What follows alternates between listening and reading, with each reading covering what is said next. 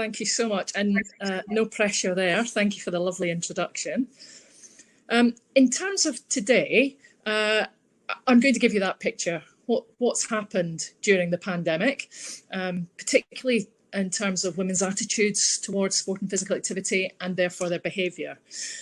Couple of quick points to stress. I'm only going to be speaking for about 10 minutes. So for that reason, I'm going to be using whole population data. If I was to drill into a particular audience of women, whether that be those with a long-term health condition, with a disability, particular ethnic groups, we would see different rates of participation. We would see different attitudes emerging. Everything that I'm talking about is available through Sport England websites on our publications. So it's all there, and I would just encourage you to have a look at that after this event. Secondly, I'm also only going to be talking about adults, but a lot of the themes that I'm going to talk about absolutely hold true for young women. And we have a lot of information about what's happened to girls as well. So I would encourage you to look at that again post this event. So let's start with just the most basic picture of participation. Now, this chart shows the percentage of the adult population in England who are regularly active. And what you can see at the top, you can see men, at the bottom you can see women. And actually, over the last few years, we've seen rates rise for both men and women, and we have seen that gender gap starting to narrow. But look at what happened in that November 19 to November 2020 period.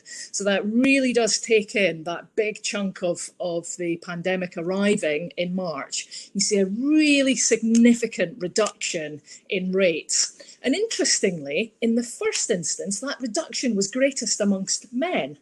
But what I'm going to show you this morning is that as the pandemic progressed, that picture changed somewhat when we started to look at the recovery. So let us look at that picture of recovery.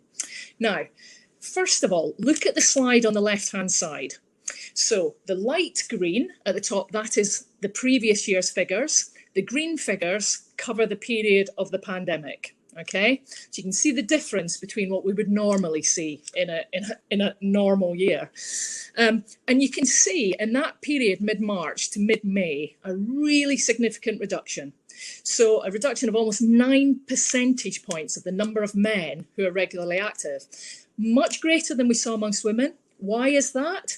Well, all of the research shows us that men are much more reliant on traditional sports, traditional club settings, those activities which overnight had to shut, had to find a way of resetting themselves as a result of the restrictions that came in that first national lockdown.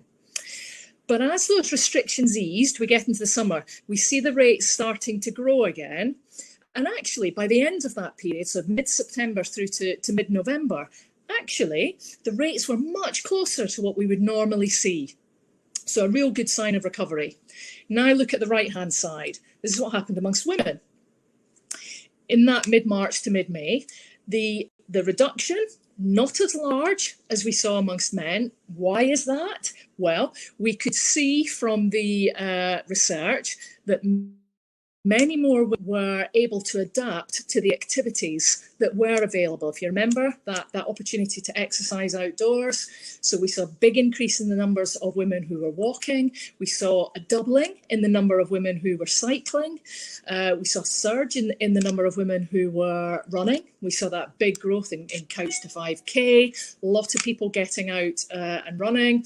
And we also saw a big boom in the number of women in particular who were moving to online fitness-based activities. So we saw that adaptation.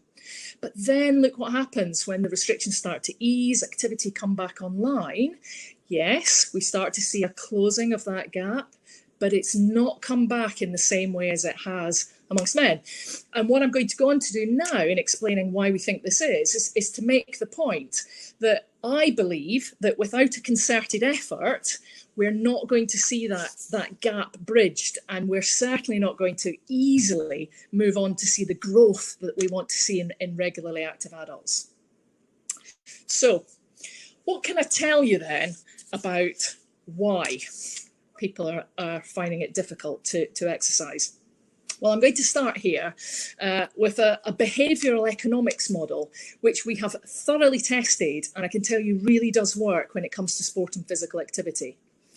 And the model basically says that for a behaviour to happen, in this case, we want people to be regularly active in whatever sport or activity it is, but that's the behaviour we want. 3 elements need to be present. So capability, we have to feel able to do that activity. We have to look at it and go, yeah, we could do that. That feels possible. Motivation, that activity needs to really deliver for us on the things that we care about. So whether that be, I really want to spend time with friends, I want to meet new friends or spend time with friends. I'm keen to get out of the house. You know, I want to de-stress, or I want to lose weight, or I want to learn a new skill. I want to compete. Whatever it is, whatever that motivation is, the activity has to deliver on that motivation. And finally, opportunity. The opportunities available have to feel appropriate, they have to feel welcoming, they have to be friendly, they have to feel right for that individual. And I'm sure many a time you will have looked at activities and thought, I'm not sure that's really for me. And this is the kind of conversation that goes on in our head when we're thinking about whether or not we could take part in an activity. So let's have a look then at what's happened during the pandemic and the extent to which these 3 elements have either been boosted or negatively impacted by what's happened. So, capability. This chart comes from a regular tracker that we use for our This Girl Can campaign, where we ask women about what they worry about when it comes to sport and exercise. Look up at the top there, not being fit enough. 45%. So almost half of women in this country are saying the biggest thing they worry about is not being fit enough. Now, I'm sure, and I've certainly done it, I've heard many people talking about gyms reopening, and often people say, I'm not fit enough to go to the gym. And this sense that we've got to get fit enough to be able to turn up at an activity, it really is a strong feeling amongst many of us. And as you can see, absolutely amongst women. And as the pandemic has progressed, and all those weeks, and particularly that tough winter, we saw that the rate of both men and women, but particularly women who were saying, I just don't feel fit enough to do that thing, that activity, regardless of whether or not they did it before. There's that real kind of sense of, I've lost fitness, I've lost conditioning, maybe it's not for me anymore.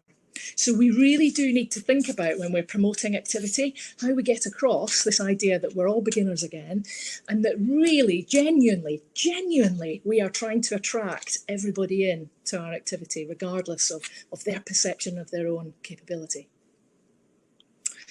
Opportunity. Now, this is not rocket science, is it? If you look on the left-hand side, so the question here is, to what extent do people feel they have the opportunity to be active? Do they strongly agree they've got the opportunity? The dark red at the bottom of this chart is what we saw during the pandemic, and we compared it to the previous year's figures, which are up at the top. And again, you can see in that mid-March to mid-May, a big drop in the percentage of men who feel they have opportunities to be active. Right, we talked about it before, clubs were shutting, opportunities to play sport suddenly stopping overnight. And you can see again a slight recovery as restrictions were eased, activity comes back. Look at women on the right-hand side. Again, that drop not so pronounced, but it is still there and it has still fallen. But of more interest to me is, look at where they are sitting next to each other. There are just many more men in this country who feel they have opportunities, appropriate opportunities to be active. Whereas we're now seeing a position where less than 30% of women in this country feel they have the opportunity to be active. And given that that is such an important element of whether or not we're active, we've got to all, I think, question ourselves and ask ourselves, what more do we need to do?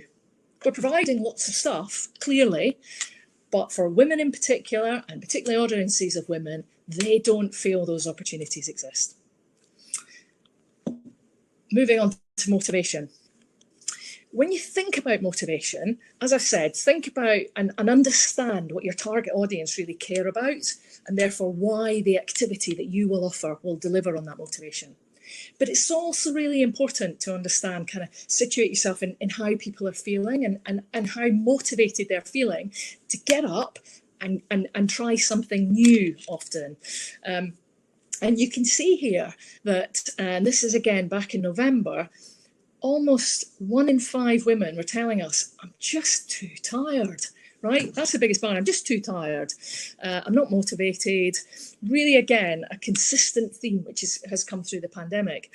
And to me, that really talks to the fact that throughout the pandemic, it has been a real strain on us, both in terms of our physical well-being, but also our mental well-being. And just adjusting all the time, actually physically having the headspace to work through the challenges day to day, makes it difficult to then have the headspace to think about what other activities I might do. So just appreciating the fact that during the pandemic, for many more women, they were suddenly faced with increased financial concerns and worries.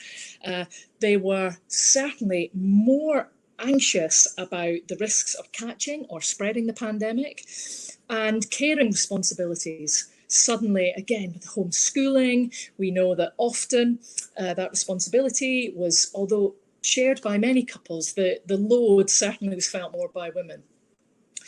So there's a lot going on during the pandemic that has reduced headspace and just physically exhausted people. And we're not out of that. And I can see that from the research that I looked at last week, that is still the case.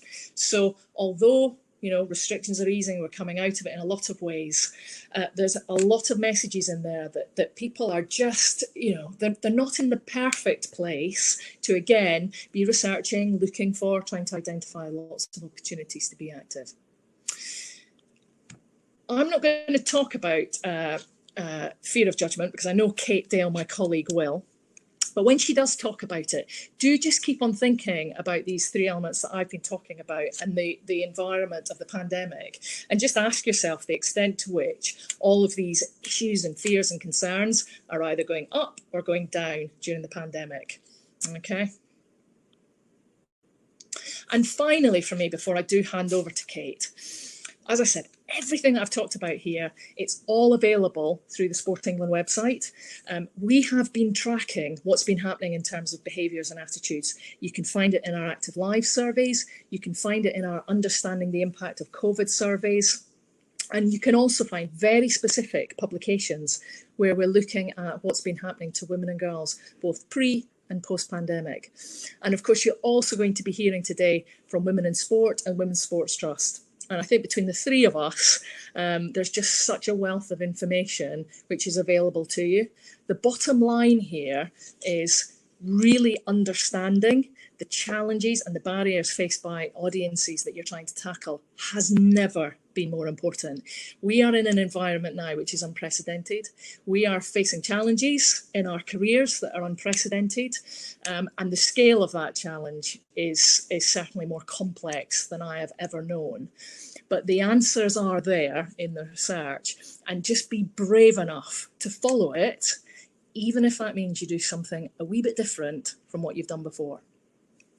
I'm going to stop there, and I'm just going to hand over to my colleague Kate Dale, who's going to talk about our This Girl Can campaign.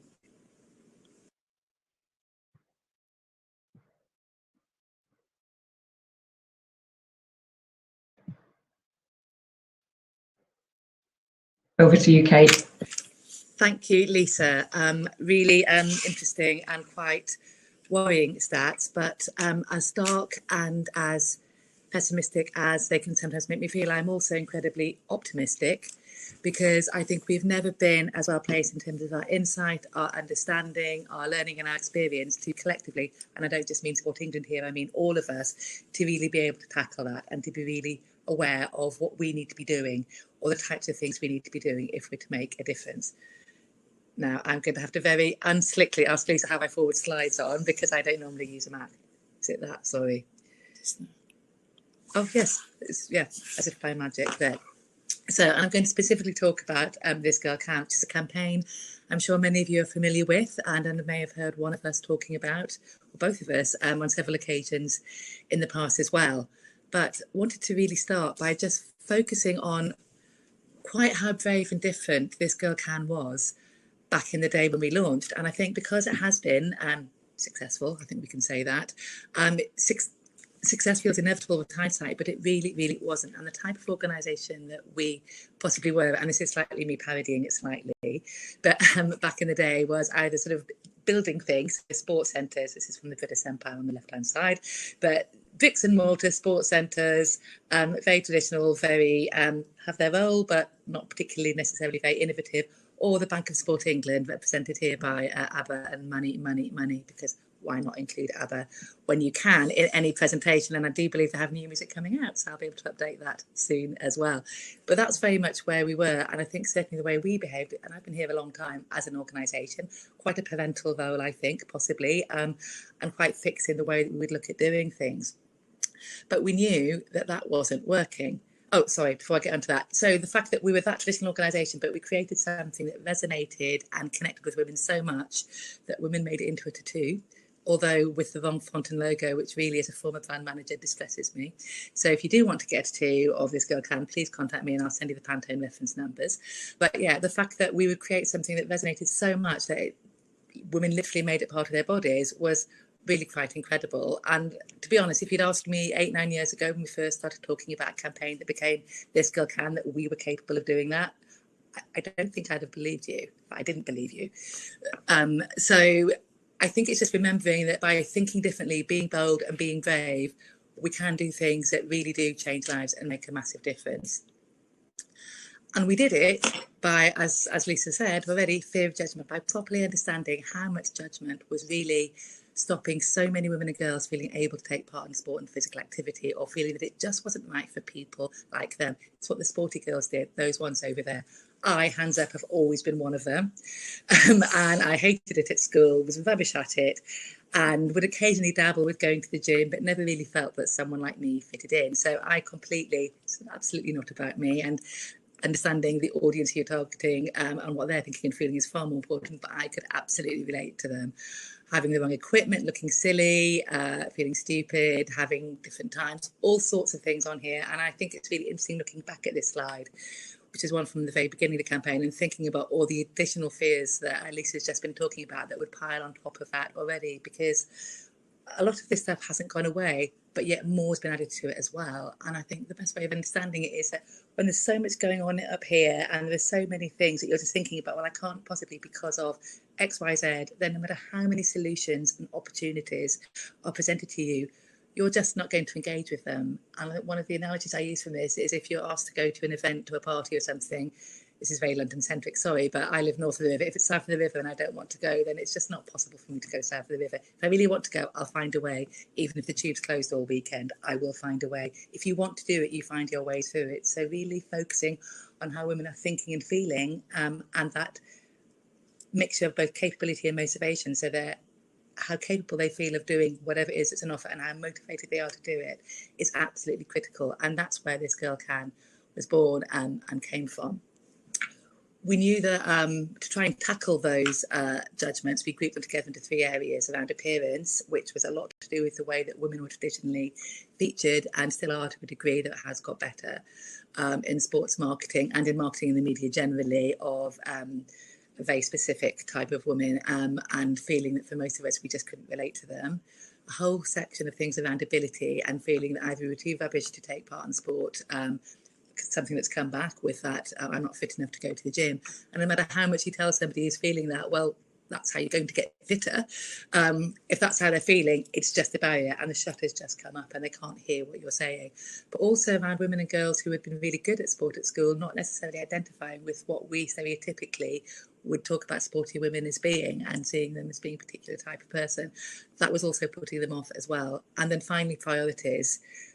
We are busy people who have got busier, and women particularly have got busier over the last 18 months. So those priorities around having to spend time with extra caring responsibilities, with family, with study, if they're students, really got in the way of also creating time to go and exercise. And the more we've made exercise into a thing that you have to go to a certain place to do in a very certain way that has all sorts of logistical things wrapped around it, the less time there is to actually be able to fit it into a busy life. So really understanding that challenge of priorities. And the other interesting thing we've seen with families in particular, with mothers with young children, is a double whammy of guilt. Guilty for not spending time exercising because they know it's good for them, and also it makes them good role models for their children, but also guilt about spending time away from them. So it just all adds up into that, oh, you know what, it's too hard to work it out. I'll put it in the sorting out tomorrow box. And of course, tomorrow never comes. So the mantra that we developed and the manifesto that really sits at the heart and still sits at the heart of This Girl Can is still really valid. Become in all shapes, sizes, all levels of ability.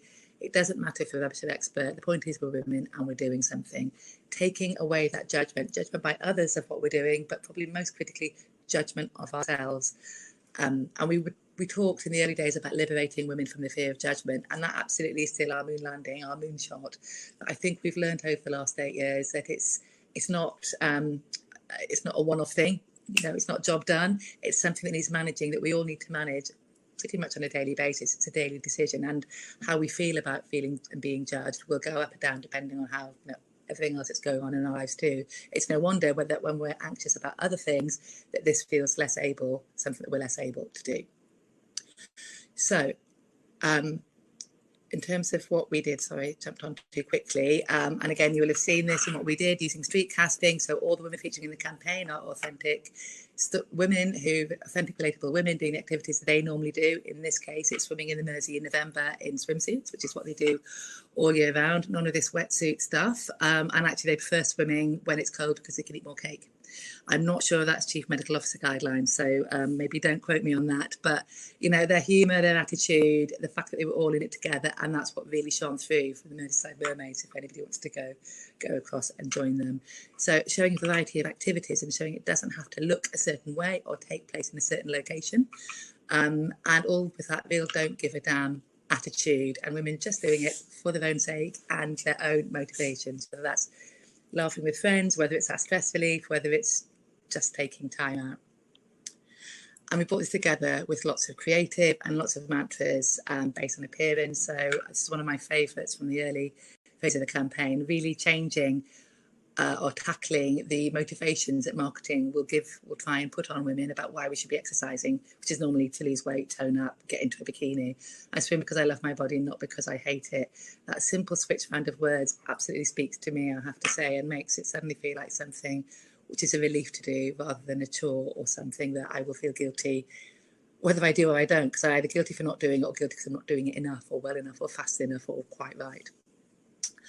And slow, but I'm lapping everyone on the couch. Lovely Grace on her bike, who would deliberately put flowers in the front of her basket to show that she wasn't taking herself seriously. And the absolute truth that, any bike ride is faster than no bike ride. And a real something to shout or not, depending on how you feel, at the van drivers who really seem to love driving past female cyclists and telling them to do it a bit faster. And also really juggling with priorities. So on the right, I think it was Debbie, getting active and working out with her newborn child, and she talked about how the great thing about using her baby as a weight was as she got stronger, the baby got heavier, she got stronger, so they both sort of progressed together. And also making sure we were fully inclusive, so both in terms of obviously all the demographic groups and including disability in a way that was about bringing people in rather than focusing specifically on the disability itself.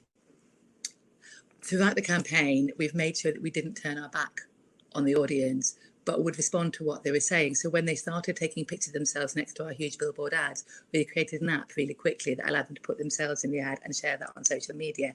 And that sharing of ourselves on social media, of us getting active, of us doing it our way, red-faced, sweaty, not looking like some perfectly shot sportswear model, is a really important part of the campaign, because I think it really allowed women to be able to, we're all influencers, we can all influence somebody who we know. So really encouraging people to do that and encouraging your audiences to do that is critical too. And we kept it controversial deliberately, but not going for shock value for the sake of it. We're not that sort of organisation. It always has to be rooted in insight. But we knew from talking to women that periods were one weekend every month, when lots of women felt that they didn't able or were less comfortable getting active because of the practical logistical reasons, but also because of period shame and stigma. So when we launched Me Again last year, we wanted to really visually include periods and show women just very matter-of-factly getting active while she was on a period, and in this case going to take part in yoga.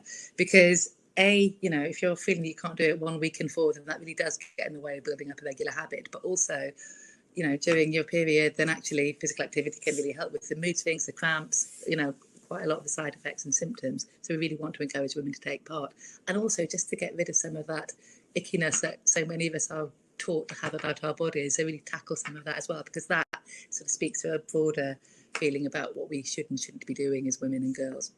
So including a visible tampon string was controversial. It had the benefit of helping us be talked about, of creating coverage, of people having the conversations. And conversations are so important to behaviour change campaigns, because it's in those conversations that people do maybe surface things that they didn't even realise they were thinking. And this happened with us in our office, actually, when we decided to include it. We discussed about how comfortable we felt. This is people who've run a campaign focused on female empowerment. And, we had mixed feelings about it, but it really helped us to surface some conversations. And there was a wonderful conversation I saw on Mumsnet, where they started off with somebody finding this too challenging and quite disgusting, her other mothers challenging that. And it then sort of moved on from a discussion about this image into a discussion about remembering how they used to like sport at school. And it was such a perfectly scripted thing for behaviour change, for what we would want to do. You'd think we'd done it, but it genuinely happened. I need to find it. It was then someone said, I'm going to book, and I forgot, I think she's going to play badminton. I'm going to go and play badminton tonight, because of the whole conversation that started with somebody saying, I'm not sure about this image. So, provoking, making people feel a little uncomfortable, not for the sake of it, and not just for shock factor on itself, but I think that can also be a really valuable way of helping to tackle some attitudes. And then some of the lovely quotes we've had back, I will zip through these, and you may have seen them before, but women really understanding what the campaign was trying to do, and recognising that featuring real women with real bodies that wobble really made them feel like that they could do it, and you didn't have to look like Elle Macpherson. Or using This Girl Can as a mantra, and keeping the ad running in their head to persuade them to get out running, and to keep on doing it. And you'll have heard us talk about this before the pandemic. Amazing results in 3.9 million women taking action, getting more active as a result of the campaign, with 1.5 million of those coming back to it after a long break, some for the first time since school. So it worked, and that was fantastic. But then March 2020 happened, and the world changed. And as Lisa has shown, that unsurprisingly has had a big impact on what women and girls are able to do, and also how they think and feel about it. And there is no reason to assume that as we heat up the pools and unlock the gym doors, that everyone's going to go back. We still hadn't cracked it. There were women who still feel they couldn't get active, so the job wasn't done anyway. But we know that we also need to encourage more women back then, to help more women feel that they can, in the way that's going to work for them 2021, 2022 and beyond. I keep calling it 2021 and beyond. We are very nearly into the beyond now, so I probably need to update that. So This Girl Can is going to evolve, and it's going to change, and we are moving from being an ad-led campaign into a partnership-led movement. So a bit of a spoiler alert for my call to action from today. It's absolutely going to be about working with all of you and lots of you about ways in which we can really work with women and girls, hyper-locally, locally, regionally, nationally, to really help them find their way back into activity, and really look together at that combi model that Lisa shared, and piecing lots of different things together. And what I don't therefore have today is a perfect, which is exactly what it's going to look like, because we need to work that all out with all of you. We do have 3 objectives. We want to carry on encouraging women and girls who were active or who weren't before the pandemic to get active again.